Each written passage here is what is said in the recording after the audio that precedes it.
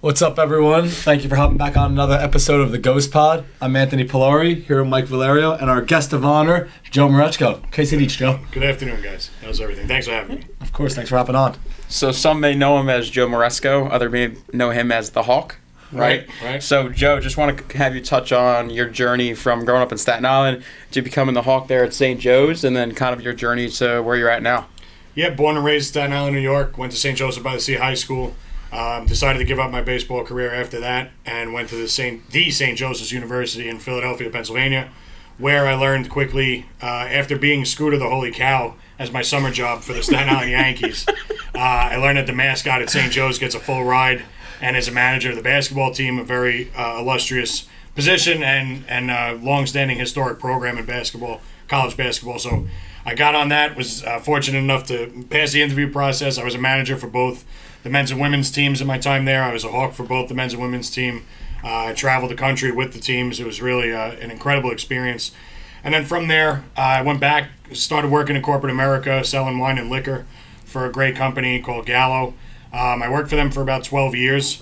While I was doing that, I was able to use my limited free time to go and coach both baseball and basketball at my high school, once again, St. Joseph by the Sea, at the varsity level. I was very fortunate. Also mixed in over the years a lot of different schools and sports. I coached football at St. Peter's. I coached baseball for a year at Moore Catholic High School and a lot of different travel teams in that time frame. So once I was actually back at St. Joseph by the Sea, we were looking to put up an indoor building, and I was doing a little research. Obviously, I found the Ghost Lab, was very interested. I reached out, wound up being Pat.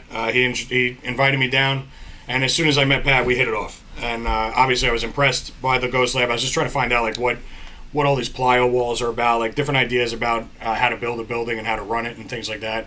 And again, we just hit it off. Like, thankfully, 3 years later, I consider him one of my best friends, and we've had a very good business relationship as well as coaching and everything that goes on here at PRD. So it's been a great, fun adventure. Obviously, I left my corporate job to come on board here full-time earlier this year. I'd been doing a lot of stuff behind the scenes, but it came to a point where PRD became so big and what we're doing is becoming so important that demands the time and the respect of my time and effort that I couldn't give anything else to my old job. So made the transition. It's been great. We continue to work and continue to grow, and everything's been going very swimmingly so far. Awesome. Joe, talk about what your role is here at PRD. Obviously, you're on the field coaching, but, more of the business side of things. Yeah, so right now my title, I believe, is the Chief Partnership Officer. Sweet. Nice. That's a handful, but got to get some new business cards printed up. But basically, what I was brought on board to do is to spread the good word of PRD, to find partners throughout the country, whether that be people that are already part of other franchises that we compete against, people that are kind of mom and pop shops running a few teams maybe, or organizations that have been around, long-standing, established brands that could use some of our amenities and some of our help. Again, we don't charge any franchise fees. That's one of the biggest differentiators between us. We are not a franchise. You do not have to be Ghost to be a PRD partner. And I want to make that clear to everybody, and I do when I talk to partners. But generally, we're able to provide these amenities to people. We try to help them with any different pain point that we can address for them, whether that be tournament fees, whether that be uniform pricing and options. It could be anything from marketing. Obviously, you guys do a great job at the marketing department. We have a full-time college office. Maybe it's a smaller operation and they don't have any college connections. Those kids still need the availability, the avenues to use our employees, full-time employees, that have those connections and do such a great job of getting our kids off the board. So just, again, a bunch of different amenities that we can bring to the table that people are open to using and utilizing at their discretion. And, before we get into more Ghost stuff, which obviously we hammered a little bit, but just talk sales a little bit. You were in sales beforehand, and then, for people who are watching this who maybe wanted to get into sales and, some of our players who might be taking that route in college, talk about that experience and what you've learned there and why, your old job kind of connects to this and all that. Yeah, I think it was funny when I was interviewing for that job for E&J Gallo. They specifically look for baseball players because sales is much like baseball in the fact that you're going to fail and get no's a lot more than hits and yeses. And I think that it really stuck out to me in that interview, and it's stuck out to me since. And as we all love baseball, we know that it's a game of quote unquote failure. I think it's a game of opportunity, and you have to be resilient enough to get past the nose in sales, to get past the hitting droughts, the slumps, all that stuff, the bad breaks. It's the same kind of thing in the real world, and it really prepped me along these years. Like baseball got me ready for that kind of stuff in the sales, the real world, and then I was able to parlay all my experience from my corporate America job into this, and now it's easy because I'm very passionate about what we do here at PRD. So it's like it's much easier to sell something that you love, something that you believe in. Yeah, right. And it wasn't always the case, and it's not going to be the case in any job 100% of the time, but much more so because we're here, we're on the base ground with helping PRD get to where we're going to go, involved in everything. And more importantly, I see that we help people. Like we help business owners run their programs. We help families and athletes get more value for their money. We know it's a lot of time, effort, and money to do this travel baseball industry and to be on the scene, to be where you have to go to get the exposure you need. So it's a lot. And I think we're helping a lot of people lower their costs. I think we put more money to pockets of the business owners that deserve it because they're boots on the ground in a lot of ways. And a lot of other organizations charge franchise fees, and that money just goes to the franchise. Right. And that we didn't feel that was necessarily a good thing. We think it's better to keep that money into people's pockets so either the business owner can make a little more scratch for the hard-earned work that they do, or B, the families can save some money because we know the financial burden that this journey really provides, and for better or worse, but we like to let the people decide what they want to do with that money. Right. Awesome. Now, kind of transitioning from, we're talking about how baseball is a game of failure, game of opportunity. Another avenue you have here with PRD is your mental performance that you run. Yeah. Right. A huge thing that you and I always talk about, the importance of it, not only in baseball but in life. Sure. Dealing with different things that life throws at you. Just kind of touch on one, how the mental performance and kind of where you took and how it's impacted you, but also two, how you can use what you do to impact everybody out there in our Ghost family. Yeah, got a certification from a mental skills coach class I took. It was about 22 weeks. Very in-depth, very exciting stuff to me. I think that when I got intrigued by it was too late in my life. I wish I was more involved and interested in it as a player. Mm-hmm. I think it would have helped me. I think it would have helped a lot of people in the past.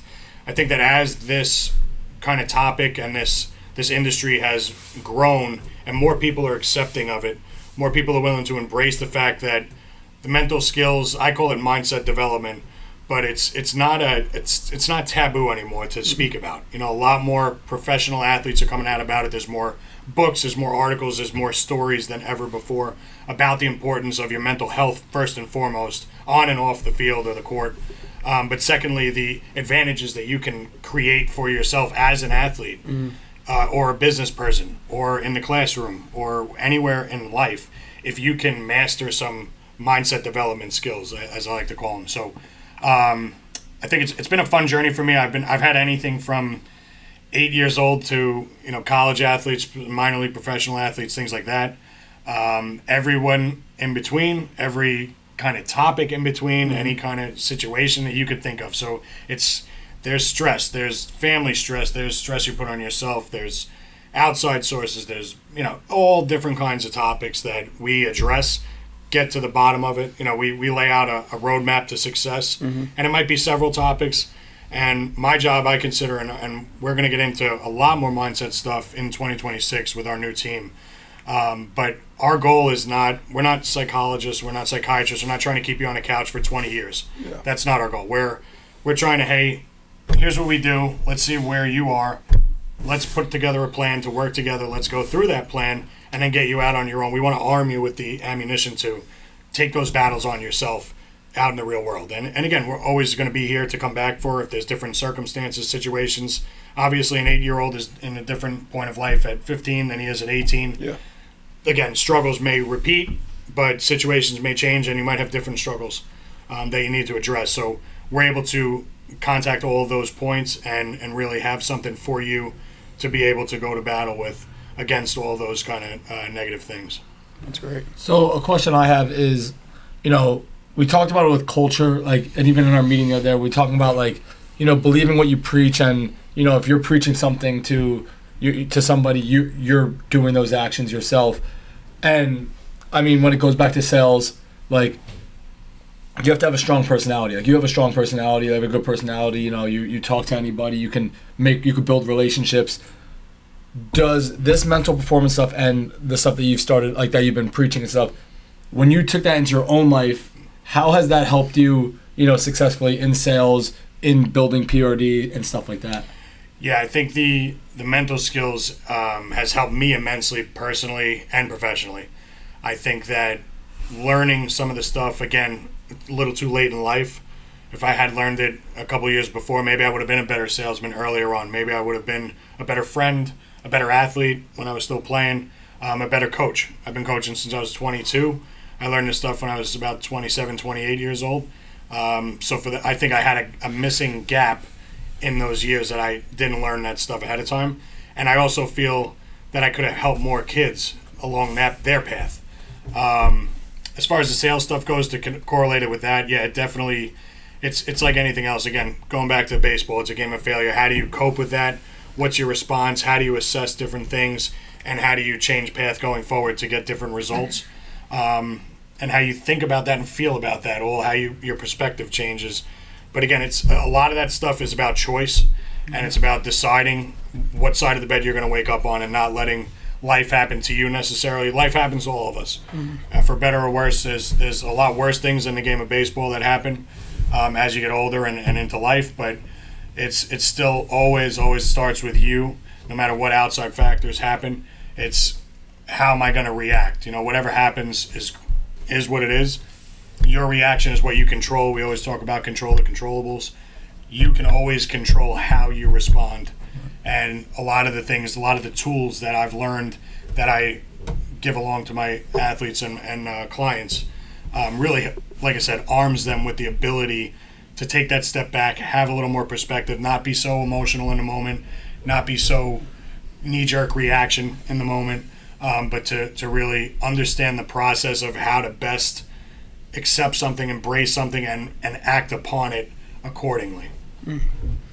Joe, kind of touch on, and like the reason why we started this podcast was obviously to give educational content to all our athletes, Ghost family throughout the country. But for you, like, I feel like your story is very cool for people to hear because you were working in corporate America in sales, right, selling wine.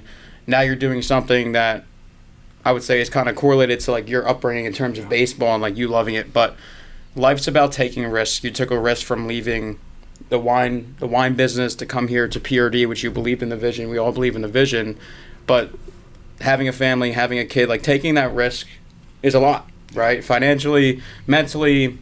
Just talk to maybe the parent that is maybe stuck in either their job or their career, and maybe they don't know if taking that leap is something they want to do. Right.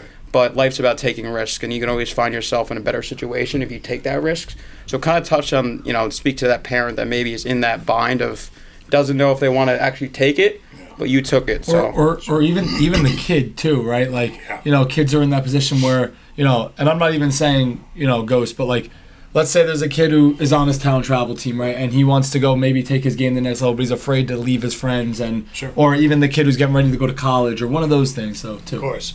Yeah, I'd say first off, my that end of my story really started. I was married. Well, not even married yet. I was engaged to my wife. COVID hit.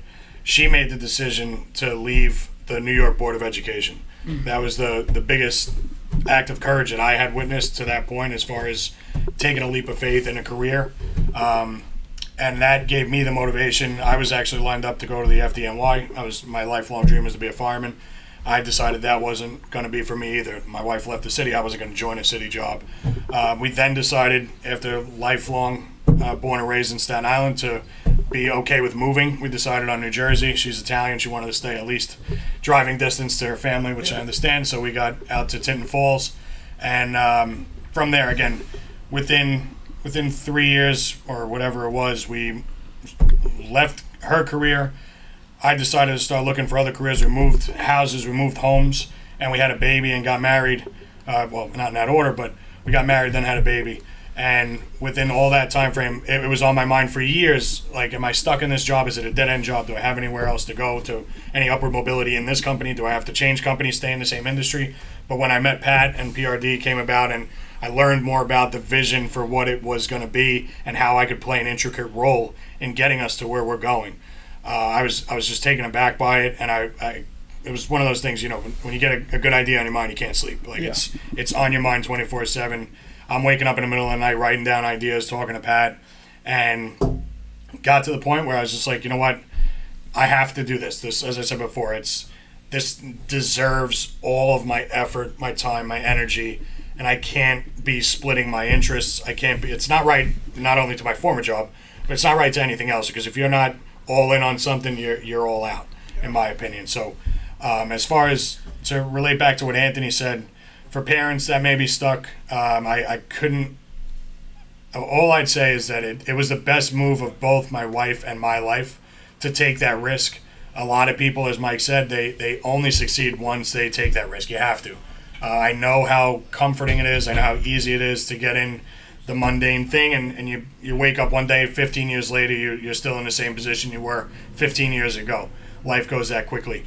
But I do think that not only does it keep it more exciting, if you believe in yourself and you believe in your talents and you put in the work, good things tend to happen to the people that are bold and take the risks. And that goes the same for players. To Anthony's point, it's comforting to play with your friends as you're growing up. You're used to the same little league teams, maybe you're used to the same kids around the neighborhood and in your region at the local tournaments that you play in. But to really test yourself, to challenge yourself, and to find out where you are on a national scope. If you have high aspirations, which everybody should, you have to be realistic about it as you get older and into that recruiting age. And the only way to actually do that is not from just your town ball team. It's not just go to a regional showcase once in a while. You have to be on the scene to A, see other talent, B, compete against that talent and what you're aiming to see based on your goals. And then C, it's more about experiencing it and feeling it for yourself. Like, it's very different playing at your local town ball field that you grew up with than it is to play in front of scouts, to play on a national scene where there's 40, 50 teams at any given complex sitting around watching your games. College coaches may be there, MLB scouts may be there. You have to experience that and go through it to see if you step up to the light, if you shy away from it, if you're actually prepping properly, and just get a gauge for other things, other coaches, other players from around the country. What are some processes that may be able to help you in your journey that other people are successful with? And there's a lot of learning that can go on once you make that jump for the national scene. You just touched on national a little bit. Let's talk about Mojo a little bit. You've been on the national scene before, obviously doing your business side of thing and creating partnerships and growing our brand. But this year you got to get out there as a coach. What was that experience like? What was your favorite parts of it? What were the tougher parts of it? Walk through it. Yeah, been on the national scene not very long. I was fortunate enough to coach with the FTB Philly Scout team as well 2 years ago, but I was granted this Mojo team this year. We did it at the 2027 class. The impetus behind that really was that we, now with our growing network, we just have a lot of talent. And instead of telling people that, hey, you're not on the AAA team, you're not on the 1A team, we don't really see it like that. We're structured differently than anybody else. So it's not, you didn't make this team, you're thrown away, good luck. It's, hey, we have several bids, we have several rosters, and we want to make sure that our roster construction makes sense for the player. We don't want somebody that's striving to be a mid-major or a high D3 to be on a team that's all Power 4 and draft guys. It's just not a good situation for them for recruiting purposes. It's not good for competition purposes. So we have the ability to do that, which is very different than anybody else. The Mojo team was exactly that. We had kind of an overflow of talent, and we were able to continue to recruit through those kids. I was very proud. I'll call out Evan Paul. He was a kid that I told right off the bat, hey, and his parents, I want to build a team around you. I believed in everything that he brought to the table when I coached him a couple of years ago. He's an excellent player. That goes without saying. The leadership on and off the field was just stunning to me. It was something I'd never seen before. Talking to his pitchers, being very audible in between pitches, literally during the at-bats, talking to his teammates, making sure that they know who the leader was on the team. So he was able to reach out, recruit a couple of guys that he knew that he competed against or friends or whatever it was. And we put together a pretty damn good team. And to me, it was more about when I discussed it with Pat, it was like, I don't want necessarily the number one ranked guy at his position. I want the guy that's underranked, underdog in a sense. And I want him a guy that wants to prove that he should be number one. And I want a guy with a chip on his shoulder, because I think in this game of baseball, you need that. Definitely. And you need to be resilient and keep coming and want to strive and have motivation for more and more and more. And that's what we built a team of. It was a damn good team. We had a couple tough breaks in the 2 tournaments that we played in. But then, again, the main goal for that team and for any of us is to extend the careers of our baseball players. And we've been at a very, very high clip getting guys off the board. Very proud of that. Evan just committed to the University of Miami with a full scholarship. We had Juan Diaz get to FSU. And a lot of those guys just, it was really a great experience being with them, learning about them. And I was fortunate enough to have that chance. And breaking a little news, we are doing it again. We're going to run it back with the 2029 class. So Mike obviously has a nationally ranked team at that level already. We think that, again, we have enough talent and enough interest in our programs that we're going to be able to field another very, very solid team and build that mindset out. And again, wear what I think are the coolest jerseys on the circuit. If you haven't seen them, go to our Instagram and check it out, or Perfect Games, because they gave us a lot of good press. And that was part of it. Again, these guys, they were kind of under-recruited, undervalued in the national ranking system. Mm-hmm. I said, what's going to get them some hype? What's going to get the eyes on them? And it started with the uniforms. They wound up being awesome. But it's more importantly the work that we do behind the scenes as PRD, as our college office, as coaches. We had about 50-plus coaches on the main field at East Cobb for Logan Downey's start in one of the main games that day. And we won that game. We had a lot of offers based on that thing, but we do a better job than anybody of making sure that the colleges that need to see these guys, or that maybe the player's interested, or that a college should be interested in these players, get to where they have to be. We're always on the main stage, and it's more about putting kids in the situation to have the exposure, have the opportunity that they deserve. Yeah, one thing I will say, like, shout out EP. We obviously doing the media marketing and stuff, like watching videos, and it's just like mid-pitch. He's like, come on, bud, come on, babe, come on, screaming the whole time. And I think that's, I mean, from when I caught, like, that was the number one thing they taught you, was just like, dude, you got to be a leader. You have to make sure you like just speak up all the time. And he like takes it to a whole nother level, and like just sitting back there getting video, like the amount of college coaches that like, yo, do you hear this guy? Do you hear that? Yeah. Like, and that's exactly what you want. So yeah, I mean, shout out EP. Yeah, if anybody gets a chance to see video on him or ever go watch a game of his, that is how catchers should be playing. And that's what they should be doing. That's how leaders should be leading. He's a special kid, no doubt about it. I mean, he works tirelessly, works endlessly to continue to improve his game. Again, one of the most respectful, one of the most thoughtful kids about his own game, which I love. I love when kids are insightful and ask questions and want to have those conversations, even if it's difficult to tell people, hey, like, this is what you got to work on.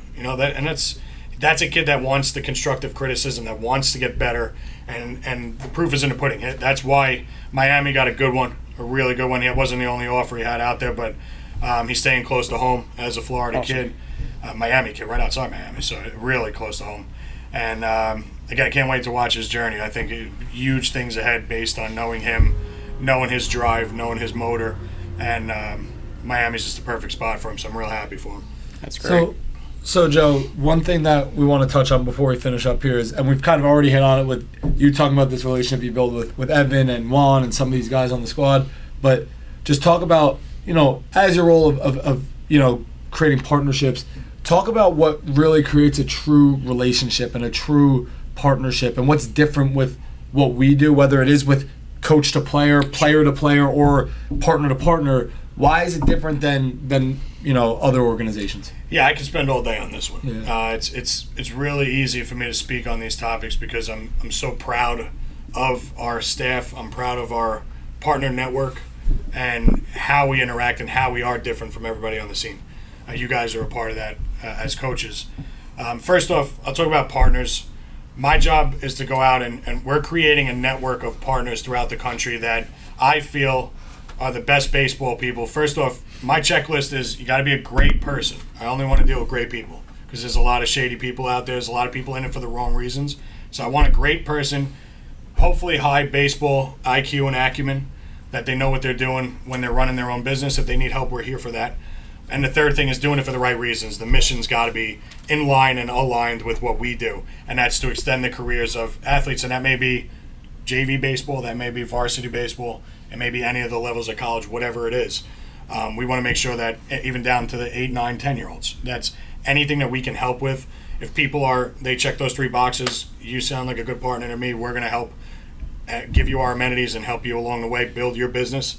Not everybody, we don't have a cookie cutter system. Mm-hmm. We have everything from one team and affiliate clubs to over 600 kids in a couple of our partners throughout the country. So that's on the partner side. And again, how we set ourselves separate from everybody else, how we differentiate is a lot of different ways, but mostly it's just our vision and our mission of helping the business owner. Again, going back to putting more money in their pocket and more money back in the pockets of the parents and athletes. We provide a ton of customer service. So I have a team of account managers that report to me.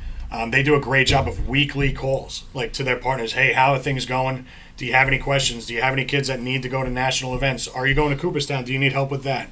Do you need jerseys? Anything you're doing. Do you need scheduling help? Anything to do with tryouts? We have a tryout director. There's all kinds of different things and amenities we provide that really nobody else does. There's a lot, from what I've heard, and I know it to be true, based on conversations and the people I trust, a lot of these organizations, you'll never ever speak to the head guy. Yeah. You'll never know where those franchise fees are going.